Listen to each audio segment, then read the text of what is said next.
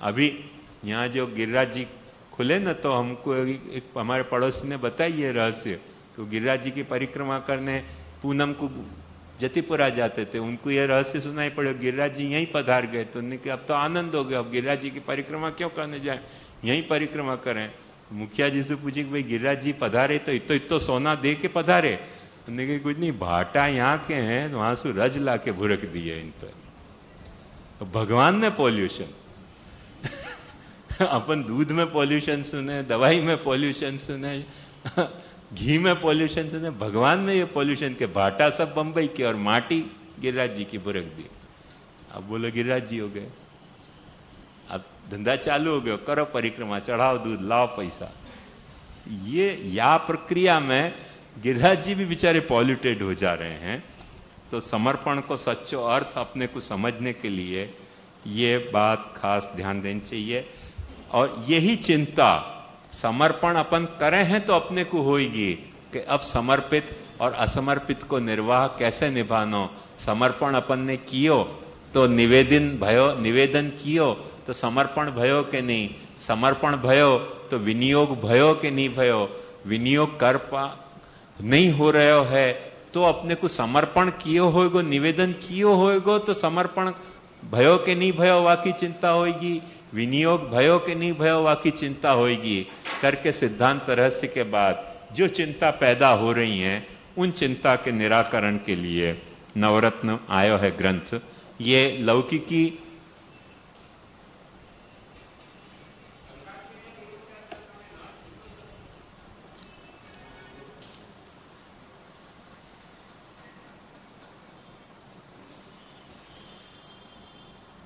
ये या लिए कि गुण दोषादि वर्णना गंगात्वे न निरूप्यास्यात्, क्योंकि वाके बाद उनके जो गुण दोष हैं वो निरूपणी नहीं रह जाए हैं। या को आइदर वे अन्वय पॉसिबल है, तो गंगात्वे न निरूप्यास्यात् यो अर्थ करने सु बहुत तने अच्छो पूछो, देख ध्यान से समझ कि यदि अपन यो अर्थ करें कि जो साधारण जल हैं वो जल यदि गंगा में मिल गए तो उन साधारण जलन के जो गुण दोष हैं वो गंगात्वेन निरूपित होंगे, तो गंगा में दोष मानना पड़ेगा।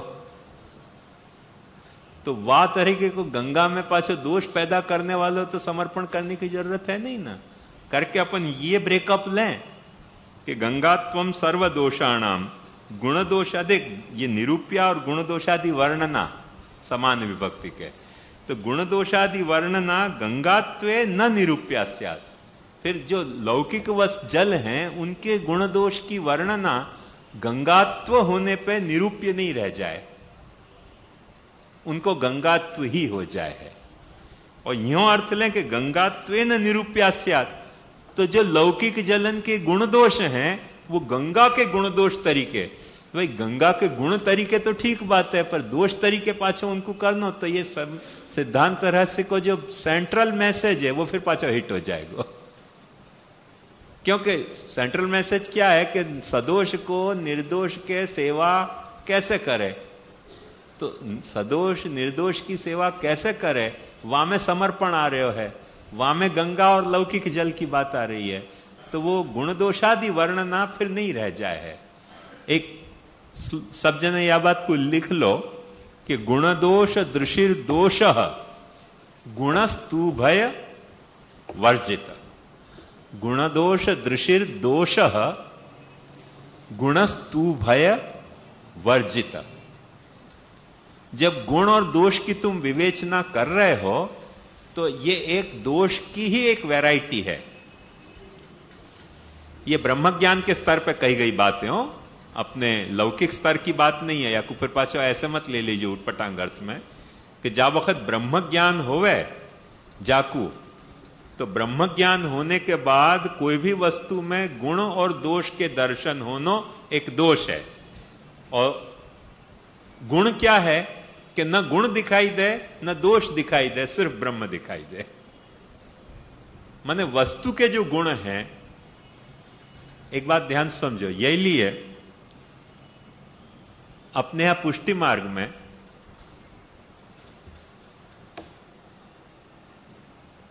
जैसे अपन ने कोई पुरुषार्थ कियो, पुरुषार्थ करके कोई गुण अपन ने अपने भीतर खिलायो या प्राप्त कियो, तो अपन वाको अभिनंदन कैसे दें हर वक्त? इन पे बड़ी प्रभु की कृपा है कि इनको सामग्री सुंदर बनानी आवे, कि इनको कीर्तन करना बड़ा अच्छा आवे, प्रभु की कृपा है। मतलब क्या? व्यक्ति की गुण प्रशंसा करने के बजाय प्रभु के कृपा की अपन प्रशंसा कर रहे हैं, व्यक्ति के गुण की प्रशंसा नहीं करें। व्यक्ति के जब वक्त निंदा करने को प्रसंग आवे, अवगुण को प्रसंग आवे, तो अपन यूं कहें कि भाई भगवत इच्छा कुछ विपरीत लग रही है, ऐसे ऐसे दोष इनमें प्रकट हो रहे हैं। तो वो जो अपनी एक पुरानी भक्ति, चित्त की भक्तिमय वृत्ति को बनाए रखने की एक डिसिप्लिन है, वहां में बहुत कुछ वर्बल लेवल पे अब तो छूट गया है वो डिसिप्लिन, वर्बल डिसिप्लिन, पर पुराने लोग काफी निभाते थे यार डिसिप्लिन को। तो व्यक्ति की न तो प्रशंसा करनी, न व्यक्ति की निंदा करनी, भगवत इच्छा और भगवत कृपा से ही हर बात को समाधान करते रहना। पर वो इतनो कॉइन वापरो के छाप और सिक्का दोनों घिस गए करके सावधानी से फिर पाछे वाकू पहचानना पड़ेगा कि वो क्या है, या के लिए थोड़ी सावधानी पाछी जरूरत है। आइडियली वो बात बहुत अच्छी है, पर सिर्फ कॉइन के तौर पे वापरी जाए तो खोटो सिक्का भी चल सके। जब वहां पे प्रिंट की घिस जाए है तो फिर वाकई एवज में खोटो सिक्का भी चलाया जा सके। तो खोटो सिक्का नहीं चले के लिए वाको कांटा और छाप देख लेनी फिर जरूरी हो जाए।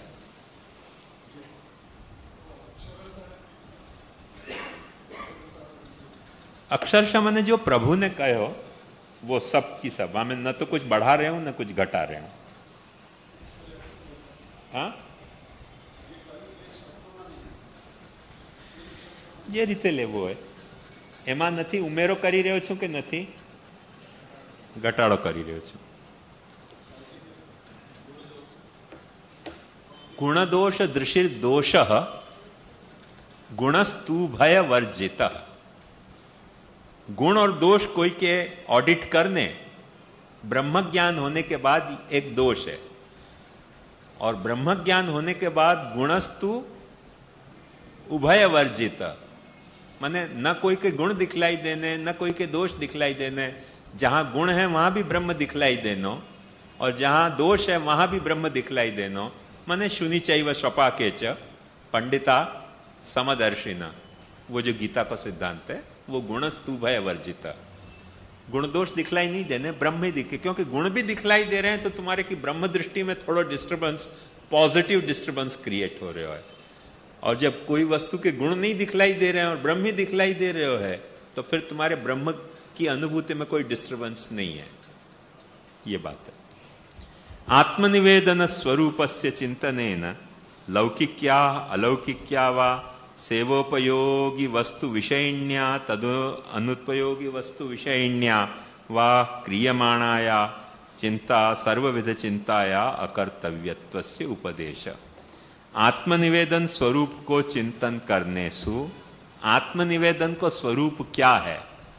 देखो ध्यान से समझो ये बात कि अपन ने ब्रह्म संबंध लियो, और ऐसी जटिलता आज अपने सामने पुष्टि मार्ग में उत्पन्न हो गई है कि एक एक्सट्रीम ये है कि महाराज जो लंदन, अमेरिका, गल्फ कंट्रीज जा रहे हैं, वहां कोई कुआं खुदवा नहीं रहे, सब वहां जो जल अवेलेबल है वही पी रहे हैं। कोई भी विदेश की कोई से पूछ लो, पता चल जाएगा रहस्य क्या है। और वैष्णवन को यह कह दिया जाए कि तुम कुआं के जल से नहीं नहाओ तो ब्रह्म संबंध बोल ही नहीं सको। अब वैष्णव कुआं को जल लावे कांसू और ब्रह्म संबंध बोले कांसू, माने ब्रह्म संबंध लियो भयो भी तुमको भुला दियो जाए। एक बात समझो, कोई भी ली भाई दीक्षा को भूल जानो सु बड़ो दुनिया में कोई भी दोष नहीं है। सबसे बड़ा दोष दुनिया में यह है कि तुमने अभी अपनी ली भाई दीक्षा भूल गए। और ये बात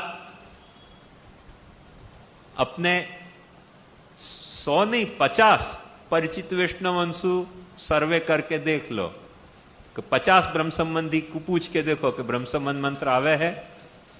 50 में से 5 यदि कह दे ना कि आवे है तो मानियो कि पुष्टि मार्ग जीवित है। मैं तो यह स्थिति में निराशावादी हूं। 5 भी मुश्किल से कह पाएंगे कि आवे है। ये स्थिति है। सब ब्रह्म संबंध ले लें, कोई को ना ब्रह्म संबंध आवे, अर्थ तो नहीं आवे तो हमको भी नहीं आवे, बालकन को भी कि अर्थ क्या है पूछ ले तो खवास को इंस्ट्रक्शन दे दीजिए, भगा भगा भगा माता का खाने आ गए। तो अर्थ तो हमको भी नहीं आवे, पर वैष्णवन को टेक्स्ट भी नहीं आ रहे हो ब्रह्म संबंध को कि क्या मंत्र है शब्द। ये हालत में स्वपन जी रहे हैं। तो ये तो कितनी बड़ी स्थिति है। और जो कुछ नवरत्न में आचार्य चरण कहने जा रहे हैं वह को जस्ट अपोजिट है। जस्ट अपोजिट है। जो कुछ अपन कर रहे हैं वह को जस्ट अपोजिट ही है। निरंतर महाप्रभु जी कह रहे हैं कि तुमको सारी चिंता या लिए पैदा हो रही है कि तुमने ब्रह्म संबंध लेके और ब्रह्म संबंध लेने के वक्त तुमने क्या लियो है या पे ध्यान नहीं दियो। थोड़ा सा ध्यान दे दो। ब्रह्म संबंध तुमने लियो, परमात्मा को जीवात्मा ने आत्म निवेदन कियो। एक तथ्य परमात्मा, एक तथ्य जीवात्मा और एक तथ्य है आत्म निवेदन। अपनो आत्मा और आत्मीय को निवेदन कियो। आत्म निवेदन को मतलब समझो, थोड़ा ध्यान से समझो।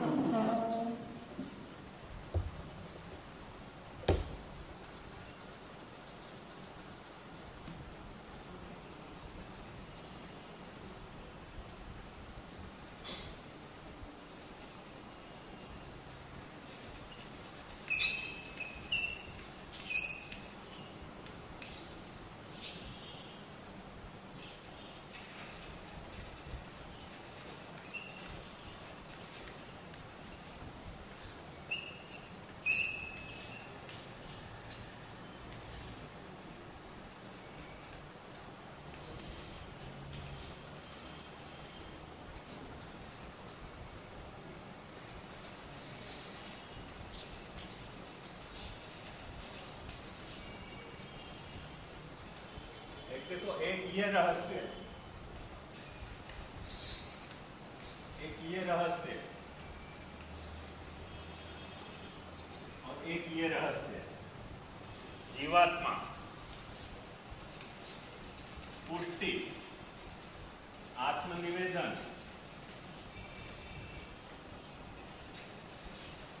पुष्टि मार्गी, परमात्मा,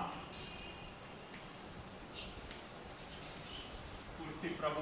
बस इतनी सी बात तुमको याद रहे तो सारी तकलीफ को समाधान हो रहे हो है। अभी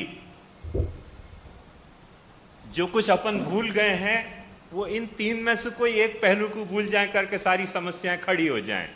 पहलो, दूसरो अथवा तीसरो। आत्मनिवेदन में 3 पहलू उभर रहे हैं। आत्मनिवेदन माने आत्मा और आत्मी को, मतलब अपनी अहंता और ममता को। हाँ, निवेदन, निवेदन कौन सा निवेदन? मर्यादा मार्गी टाइप को नहीं, पुष्टि मार्गी टाइप को। कौन की आत्मा, कौन के आत्मी? पुष्टि जीवात्मा के, पुष्टि जीवात्मा की आत्मा और पुष्टि जीवात्मा के आत्मी को। कौन को निवेदन? परमात्मा को, जो पुष्टि प्रभु है। या में वो बस पुष्टि वाला जो फैक्टर है ना, हर चीज को क्वालिफाई कर रहे हो, हर चीज को चिंता निवृत्ति को लिए क्वालिफाइड बना रहे हो। तो वो यदि अपन ने संबंध ध्यान में रखो तो कभी कोई चिंता, माने ध्यान में रखना माने बाकी सभानता अपने में होए, भान अपने को होए, एहसास अपने भीतर बने भयो होए, तो कभी कोई चिंता को प्रसंग प्राप्त नहीं हो सके। सारी चिंताएं इन 3 में से कोई एक पहलू को जा वक्त अपन भूल रहे हैं तो पैदा हो रही है। वो आत्मनिवेदन स्वरूपस्य चिंतनेन, आत्मनिवेदन के स्वरूप को चिंतन करने से, आत्मनिवेदन के स्वरूप को चिंतन करने में आत्मनिवेदन में 3 बातें आ गई। आत्मनिवेदन बराबर ये पारिभाषिक शब्द है, ध्यान से समझो। हर जगह आत्मनिवेदन का अर्थ ये नहीं होगा, पर अपने यहां जो आत्मनिवेदन शब्द है वह की परिभाषा ये है। बतौर परिभाषा या कुछ साफ समझ लो, वाको चिंतन करने सु लौकिक क्या अलौकिक क्या वा, लौकिकी चिंता अथवा अलौकिकी चिंता, सेवोपयोगी वस्तु विषयन्या, सेवा में उपयोगी होने वाली वस्तु के बारे में, अथवा सेवा में अनुपयोगी जो वस्तु है वा के बारे में, क्रियमाणा या करी जाती सर्वविध चिंताया, करी जाती सब चिंता को अकर्तव्यत्व से उपदेश। तुम जो कर रहे हो वो चिंताएं मत करो। अब देखो, या को एक दो मुख्य चिंता को विभाग है। वैसे नवरत्न अभी मैंने इतनी जल्दी अभी इतनो सन्निकट पढ़ाए और अपेक्षा रखने को अधिकार नहीं है, पर भई है उदास तो मिलन की है आस के ढंग से थोड़ी आशा रखूं कि तुमको याद होगा कि चिंता के मूल दो भेद हैं, एक क्रियमाणा चिंता और एक जायमाना चिंता। मतलब एक वॉलेंटरी चिंता, एक इनवॉलेंटरी चिंता। एक ऐसी चिंता जाको अपन खुजला खुजला के फोड़ा बना रहे हैं, और एक ऐसी चिंता के जो अपन ने खुजलाने के कारण फोड़ा नहीं बने, भीतर से ही फोड़ा फूट गया है। ऐसे दो तरह के फोड़ा हुए ना, खुजला खुजला के फुंसी को अपन फोड़ा बनावे, होवे बेसिकली फुंसी पर बहुत खुजलाओ तो फिर वो फुंसी को हमें तेलुगु में कहते कोटि पुंड्रु ब्रह्म राक्षस। कोटि पुंड्रु ब्रह्म में छोटी सी फुंसी हो और खूब कुचरो, फिर वहां में से एक ब्रह्म राक्षस जितना फोड़ा पैदा हो जाए। तो ऐसी वो फुंसी को खुजला के फोड़ा बनाना, ऐसी चिंता। और एक भीतर से फोड़ा फूटे, कैंसर के टाइप को, माने कोई पस फॉर्मेशन के टाइप को, कुछ या टाइप को। ऐसे दो तरह की मूल चिंता है, वॉलेंटरी और इनवॉलेंटरी। छेल्ले जो दो श्लोक हैं 8वें और 9वें, उनमें इनवॉलेंटरी चिंता को निवर्तन है, को उपदेश है, और 7वें श्लोक तक वॉलेंटरी चिंता को नहीं करने की बात कह रहे हैं। ध्यान से आई समझ में? 9 श्लोक हैं, वहां में से 8 और 9 इनवॉलेंटरी चिंता के हैं, और 107 तक वॉलेंटरी चिंता को मत करो, ऐसे कहे जा रहे हो। यही लिए ध्यान से समझोगे तो फिर से समझ में आएगी बात कि जो वॉलेंटरी चिंता है वाकु नहीं करो यो कहें तो वो उपदेश को कोई अनुसर सके। जो इनवॉलेंटरी चिंता है वाकु कोई कह के नहीं करो तो वाकु कोई अनुसर कैसे सके? या के लिए वहां नहीं करने को उपदेश नहीं है, हो रही है वाकु कैसे काबू पाने को उपदेश है। अभी चिंता तो हो ही रही है, अब आप काबू कैसे पाना, वहां ये उपदेश है। और जहां कर रहे हो चिंता, वहां नहीं करने को उपदेश है। अब नहीं करने में कौन कौन सी चीज सहायक होंगी, वो बात मैंने नवरत्न के प्रवचन में बहुत विस्तार से बताई थी, पर जितो यहां है वहां में सु उतो अपन यहां देख लेंगे कि चिंता कापी न कार्या निवेदितात्म भी। कापी को मतलब लौकिक क्या अलौकिक क्या वा, लौकिकी व अलौकिकी चिंता। कापी मने कोई भी चिंता मत करो, मतलब लौकिकी अलौकिकी, सेवा में उपयोगी वस्तु के बारे में अथवा सेवा में अनुपयोगी वस्तु के बारे में कोई भी चिंता मत करो। न कार्या कहो, वासु देखो समझ में आ रहे हो कि करी जाती चिंता को कह रहे हैं। न कार्या मत करो मतलब तुम कर रहे हो नहीं रही है। तुम कर रहे हो नहीं रही है, तब तो यूं कह सके ना कि मत करो। बात समझ? न कार्या कौन को नहीं करनी चाहिए? निवेदितात्मा भी कदापीति। जो निवेदितात्मा है वाकु कोई भी चिंता नहीं करनी चाहिए, क्योंकि भगवान अपि पुष्टिस्थो न करिष्यति लौकिक गति। अरे जाकू तुमने आत्मसमर्पण कियो, वहां पे थोड़ो तो विश्वास तो पैदा करो।